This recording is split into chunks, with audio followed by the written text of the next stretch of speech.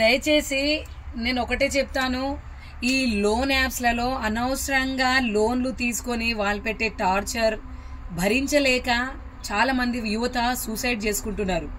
చూడండి, భగవంతుడు లేక లేక మంచి జన్మ ఇస్తాడు, మళ్ళీ జన్మ అంటూ మనకి మంచి జన్మ ఇస్తాడని చెప్పేసి ఏం గ్యారంటీ లేదు.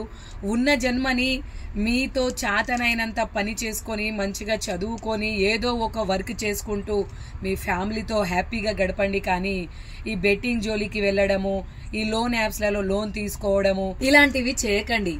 ఎందుకంటే తల్లిదండ్రులు ఒక మార్గం చూపిస్తారు, ఈ దారిలో నడువు బెట్ట అని చెప్పేసి అంటారు. ఆ దారిలో నడిస్తే చాలు, తల్లిదండ్రులు ఏ కష్టమైనా పడతారు, కానీ మా పిల్లలు మాత్రం సుభిక్షంగా ఉండాలని కోరుకుంటారు.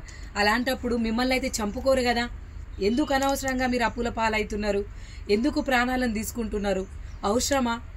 ఇంకొకటి, ఇక్కడ చాలా మంది పెద్దవాళ్ళు కూడా ఉన్నారు, వాళ్ళకి నేను ఒకటే చెప్తా ఉన్నాను, ఫోన్లలో వచ్చే ప్రతి మెసేజ్కి కూడా మీరు రిప్లై ఇవ్వాల్సిన అవసరం లేదు.